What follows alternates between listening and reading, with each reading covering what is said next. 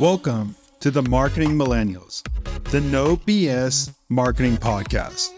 I'm Daniel Murray, and join me for unfiltered conversations with the brains behind marketing's coolest companies. The one request I tell our guests, stories or it didn't happen. Get ready to turn the up.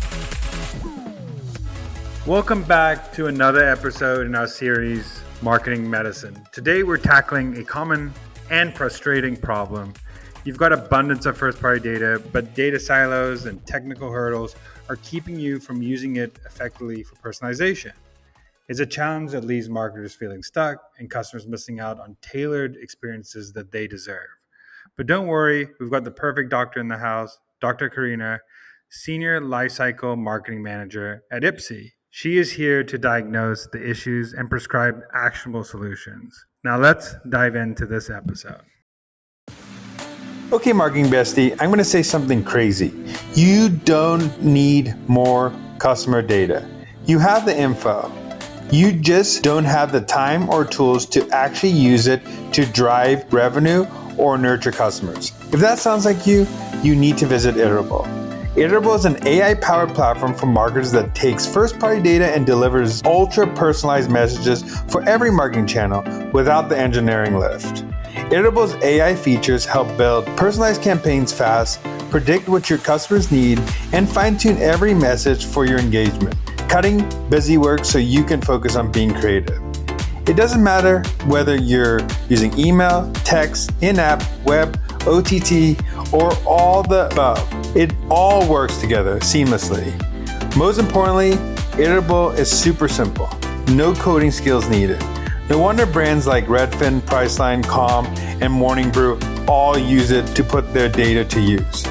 If you want to make your data work for you instead of the other way around, head to iterable.com/TMM. TMM for the marketing millennials. For helpful resources and sign up for a demo. That's iterable.com/TMM. Dr. Carina is going to solve a problem we have that a lot of marketers have is we're in an era where companies are collecting more first-party data than ever, but they still aren't using it effectively for personalization. There's challenges with that, and we're going to talk about the challenges, technical challenges, data silos. But I first want to ask you, Dr. Carina, why is it beneficial for companies to start investing in building up personal marketing campaigns? Marketing trends are evolving more towards delivering more relevant messages to customers. You know, the age-old question and the age-old prompt that many marketers across different industries hear all of the time is making sure the goal is to deliver the right message to the right customer at the right time, using the right channel. So that's the many different factors to consider when you're thinking through your strategy. The fact of the matter is, now more than ever, we live in a world that's much more data-centric and technologically advanced than the generations before us. And we're starting to notice our customers actually expect brands to craft and customize personalized messages to them and like what their needs are and what their wants are. They kind of set the tone with brands like Amazon and Spotify, et cetera, that have really raised the bar in delivering these sort of crafted, personalized experiences to consumers. And so having had a little taste of that, many customers then apply that and really expect to see that with all brands that they interact with. So you kind of have to raise the bar and meet customers' expectations there. The good thing is, effectively personalized campaigns are an incredible way to build brand trust and loyalty with your customers. If you're able to execute it properly, your customers will feel like your brand actually understands them and what their needs are and what their wants are, which can translate into impacting your business KPIs. For example, increased customer engagement, maybe lowering your acquisition costs, translating into higher conversion rates and even having better brand loyalty.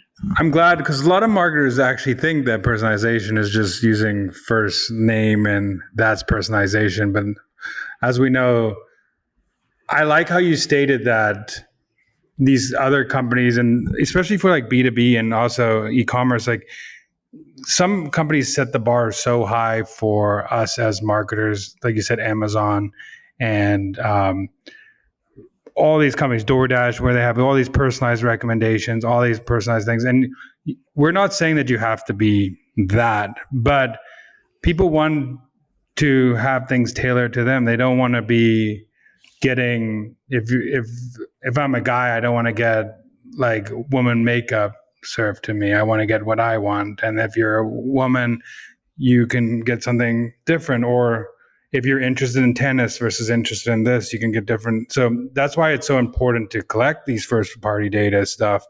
But we'll talk about some challenges when it happens if you collect too much and you don't know where it is. But I want to go into the next question for you, is talking about challenges. What are the challenges that impact marketers' ability to personalize messages for their users? Yeah, I definitely think that marketers can face lots of headwinds when trying to get started on building out like a really hyper personalized experience or campaigns like with their customer base. In my opinion, I feel like better personalization is always driven by really good data. We kind of need effective and easy ways to collect, to prepare, to activate the data that our businesses has to be able to convert and craft that into relevant marketing messages. So it kind of is like, that's where we need to start. And I think that's where some problems and challenges like also tend to arise. I have two that I want to talk about today.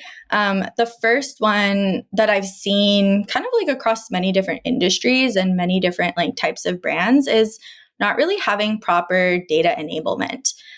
Basically, what that means is the data that you have needs to be accessible, usable, and valuable to your marketing team. If your marketer is going to craft a relevant, personalized campaign, they really need to have the information about the user that's going to give them insights about like what type of content is going to resonate most with that customer.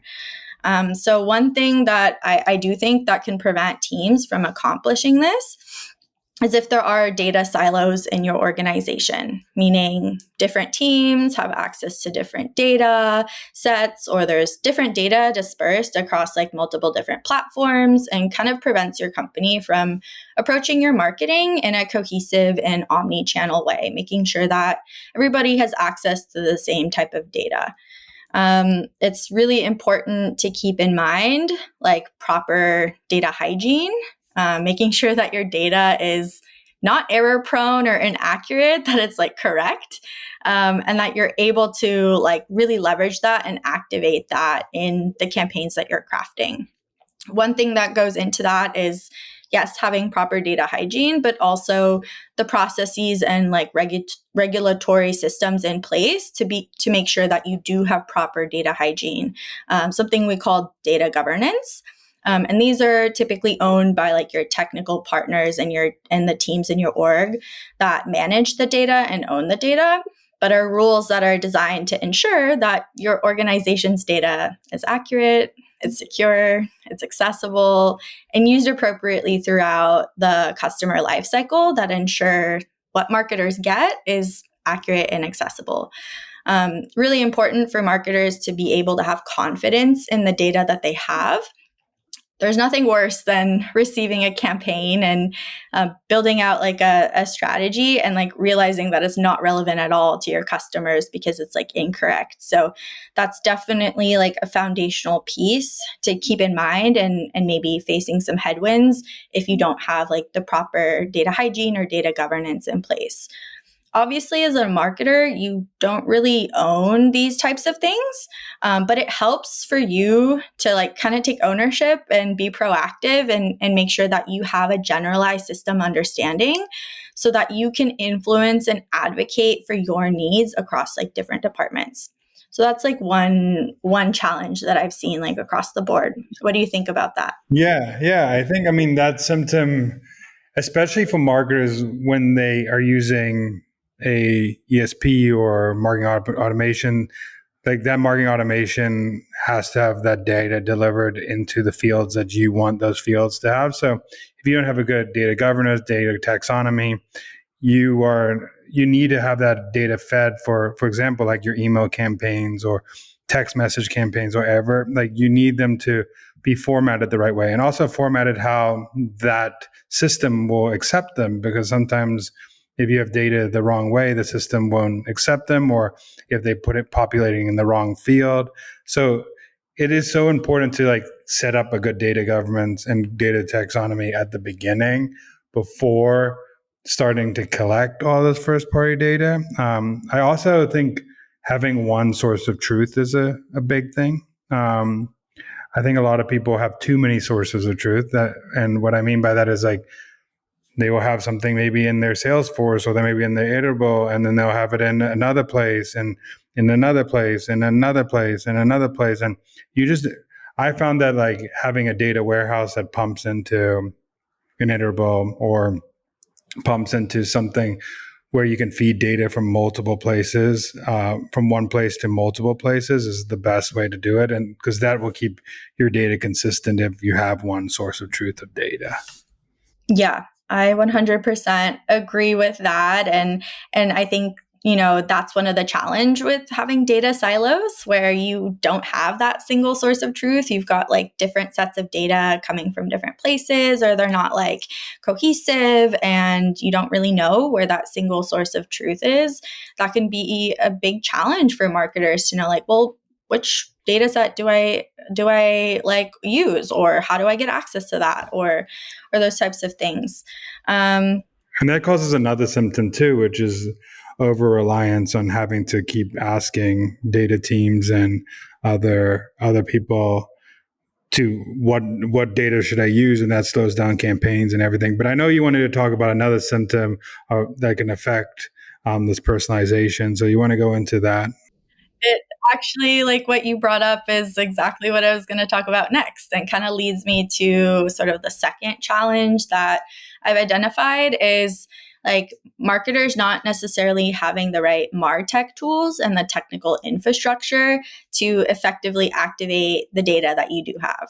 So you can have all the amazing data in the world at your fingertips, but without the right technology and the tools to be able to activate that data and like physically personalize your campaigns, you can face many headwinds in bringing your idea to life and actually bringing it from an idea to like execution and being able to deploy that.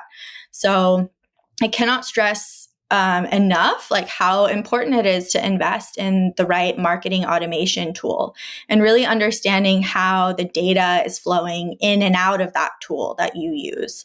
Like, where is that data coming from? Who owns the data that's collected? Are there user behaviors that maybe we're capturing in the back end in the data warehouse as a business that aren't available to marketers in the tools that they use? So really trying to like ask those questions and identify like your setup and are you really set up for success is important. For example, the marketing automation platform that we use at IPSY is iterable.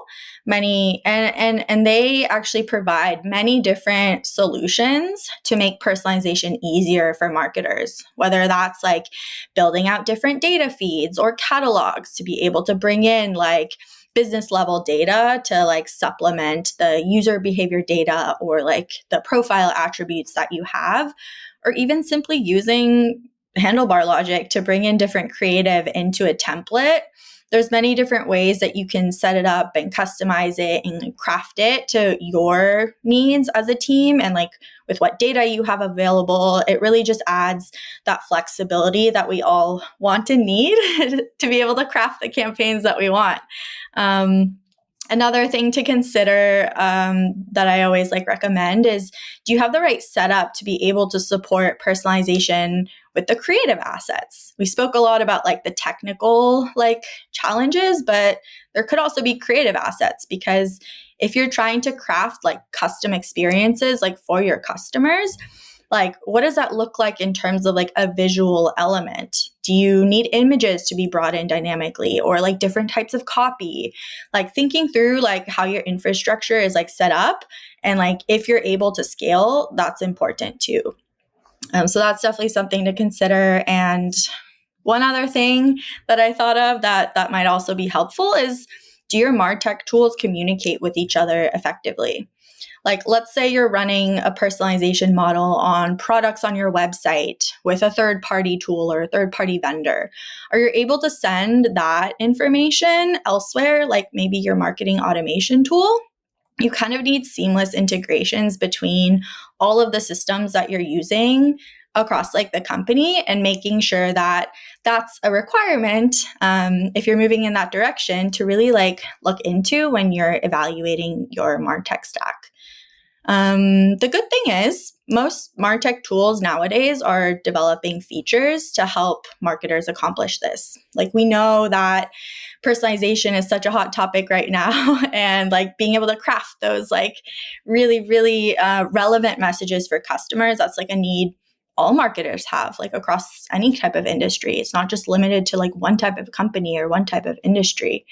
From CDPs to marketing automation platforms to even third-party vendors whose primary function is to make personalization easier. Like, there's all this like available at your fingertips, and it's really about finding like what's the right fit for you and setting your team up for success with like what your goals are as a company.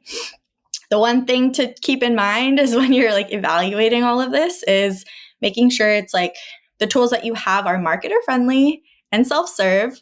Kind of speaking to like the observation you made earlier, is not having to rely too much on your technical partners for support, and making sure that the platforms and the like tools that you use enable marketers to be able to go in and be agile and like adjust things and have that flexibility without like too much reliance on like their data teams or engineering teams or technical partners, because that can lead to bottlenecks down the road. We all know you should personalize customer experiences, but actually doing it across every channel, good luck. Thankfully, there's Iterable.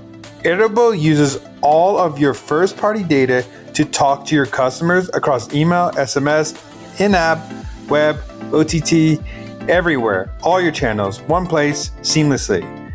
Oh, and it has AI insights and features that make you feel like you have a super smart marketing partner that hustles to get things done.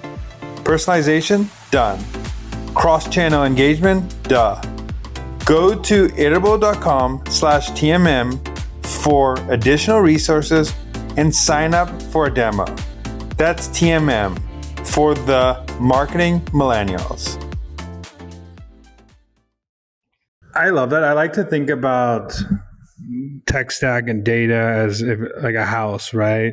I think a lot of people don't, like, the foundation of the house is one of the most important things. And then the pipes in the house and the electrical wires are what you think about how those data and how things are streaming through the foundation. So if you don't set up your foundation with good MarTech tools, good pipes that are easy. Imagine having like a pipe to the toilet that you can plunge yourself because you needed something every single time. Or imagine like you need to do something really electrical to get lights on every single night. It would be a pain to live in the house. The same as like marketing. Things are got to feel seamless. Like when you walk into a house, electricity works, plumbing works. Those are just table stakes now. So, but you need to have the right partners in the room, like you said, marketers, data people, all these people to make decisions to be like, is it marketer friendly? Will it work without data infrastructure we're doing right now? Do I know how to use these tools? Are they hard to use? And all these things that you were saying are such good things of foundation, because otherwise you're putting duct tape on a house and it'll eventually fall. And before you get to the scale of a business, you need to not keep putting duct tape on every single level. So I love those the two things you said, the data silo problem, how to think about data silo, and then also like having a foundational good marketing tool. Those are the two symptoms of what happens when things can go wrong with personalization. But I want to go into some treatments for this. Like, what are some effective ways marketers could leverage first party data when building more personalized campaigns? Yeah. My prescription for these symptoms that we've just talked about is one thing I always like to do when I'm thinking about building out a more personalized campaign or like how I want to approach this problem is I have a framework that I use that kind of like set myself up for success. It's a 4-part framework. So I'll walk you guys through that right now. The first thing I'll like to look at is, okay, number one, what's the goal that I have and how am I going to measure success with it? So this is really thinking through like, what are the KPIs that are going to be impacted from running a campaign like this? Making sure I'm thinking through like also that my goals have strategic alignment with like my company's objectives as well, because like the work that I'll be doing and the campaigns that I'm building out and the personalization that I'm like hoping to bring in, like ultimately it should ladder up to like what is your company trying to do or like the metrics that your company is trying to like impact at that moment in time. And it's a really unique opportunity for you to take what your company's unique value proposition is and then use the data that you have to then like enhance that and make it more relevant for the customer. So kind of thinking through like, what's the problem? Like, how can I like change a customer's perspective and like, what do I need to get that set up? The second part I think through is obviously what data do I need to personalize this experience?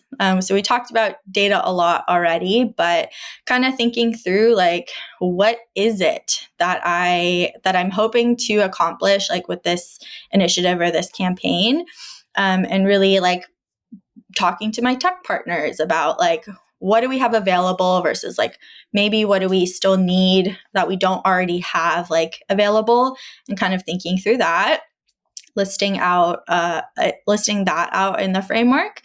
And then the third part is once you've identified like what information you need, okay, what is the structure of that data that I need? Like how am I going to ingest it into my like marketing automation platform so that I can like effectively leverage it in my marketing campaign?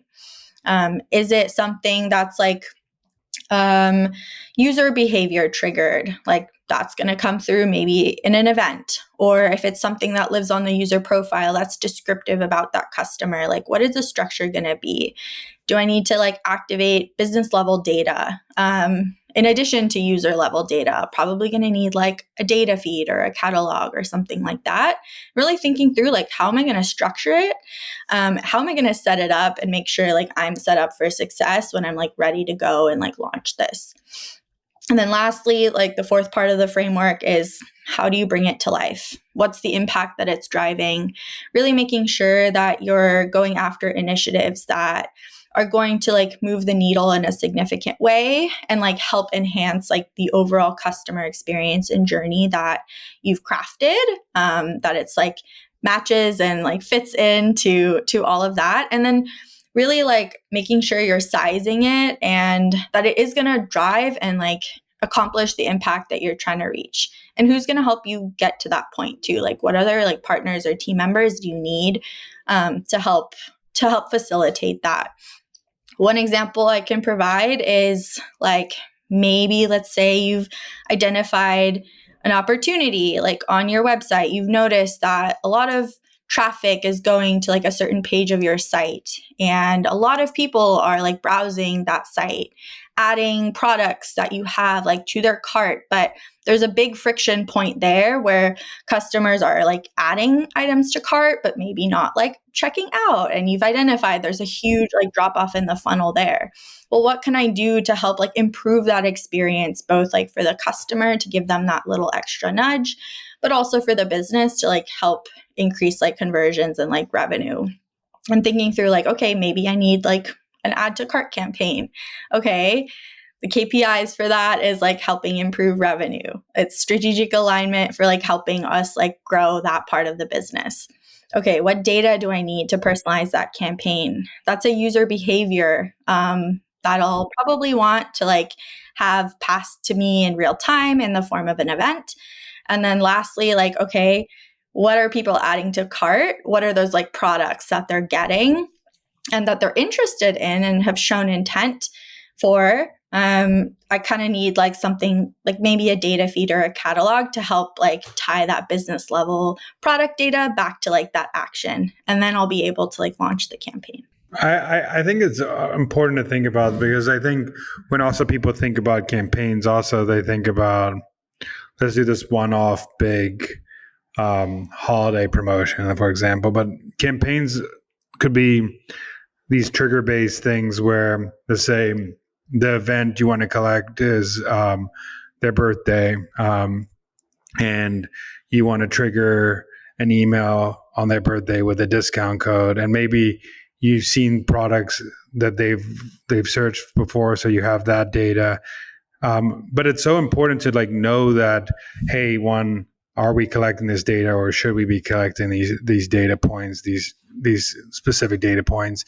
Two, if we're going to craft this campaign, can we do that level of personalization or not? Are we collecting that data? Should we talk about collecting that data? And it also helps marketers not overpromise what's actually going to be. If you know that, like, you sound like a way smarter marketer to be, hey, actually we haven't been collecting this data for a year. Nobody has talked about this as a whole brand new initiative we want to do, but we should start now, and we should start collecting birthdays. We should start collecting.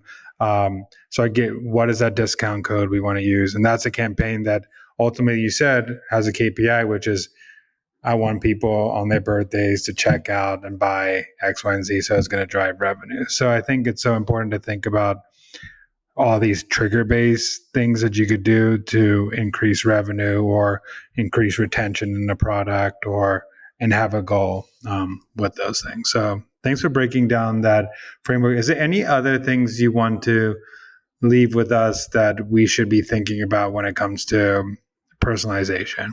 Yeah, definitely. Personalization is so much more than just like dynamic content, like in the body of a campaign. You can kind of like think about it like really holistically, of all the different ways that you can reach your customers effectively. You can think through like what channels you want to reach them on, like what's going to be more relevant, or like what type of a customer is it that they're going to respond to, maybe an email versus like an SMS versus like a push, if you have that type of like omni-channel like strategy set up.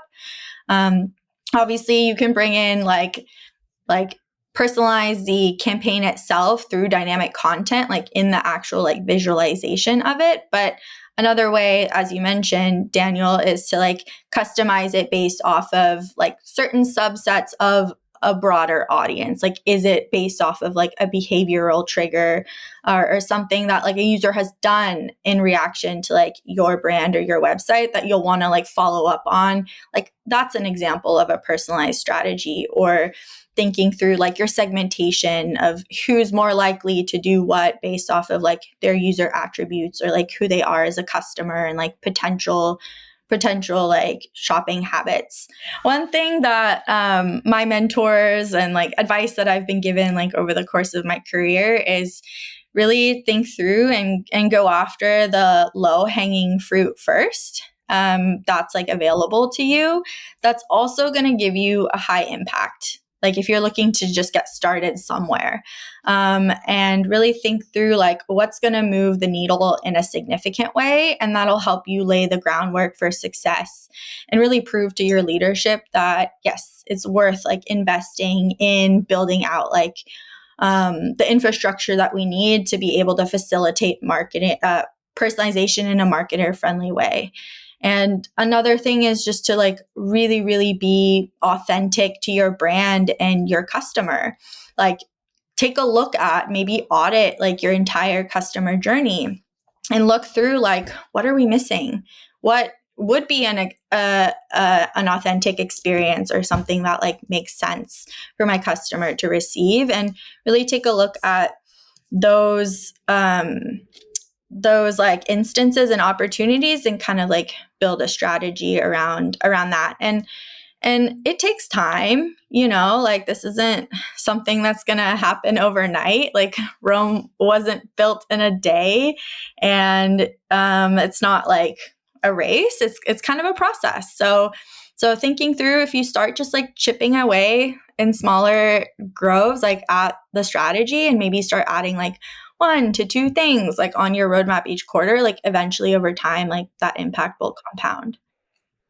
Yeah, I love that. I used to when I was a marketing ops, I used to create a chart of impact level and then effort level, and kind of would chart them and say like, okay, this is low impact, low effort. This is low effort, medium impact. This is low effort, high impact. This is high effort, high impact.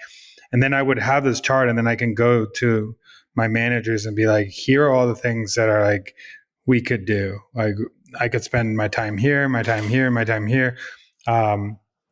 Obviously you can always put like 1 or 2 of the low effort, high impact things in your chart because that's easier. And then you can say, oh, here's a high impact thing, high effort. Do you want me to do these things? But it's good to chart everything out in the way you think about that low hanging fruit and stuff like that. And also I think that people think that when you're doing personalization, you have to do this whole thing all at once, but you could do like a subset at first and say, I want to personalize for these customers first. Oh, this subset first.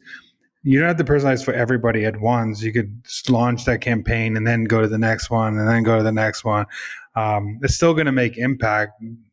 The impact that's not going to be made is if you're going to wait for all that personalization to happen at once. So just keep pushing away. So I love the low-hanging fruit, chipping away on things, having that on your goals. And lastly, where could people find what you're doing and you online? Yeah, definitely. You can find me on LinkedIn, Carina Pedersen. That's probably the best place to find me. So yeah. Thank you so much for coming. Thank you for being our doctor of the day, solving the problem of personalization. People have this problem all over: data problems, technical problems, marketing automation problems, tools, roadblocks. But I think it was a great breakdown of how you can think about it, from problem to here are the symptoms of this problem to diagnose them, and then the treatment to how to fix it. So thank you for coming on. I really appreciate it. Thank you so much for having me. Thanks so much for listening. Keep tuning in to hear more great insights from the coolest marketers from around the world. If you haven't already, make sure to subscribe and follow the Marketing Millennials podcast on Apple Podcasts, Spotify, YouTube, or wherever you get your podcasts. And if you like what you hear, I would greatly appreciate you giving us a 5-star rating. It helps bring more marketers into our community.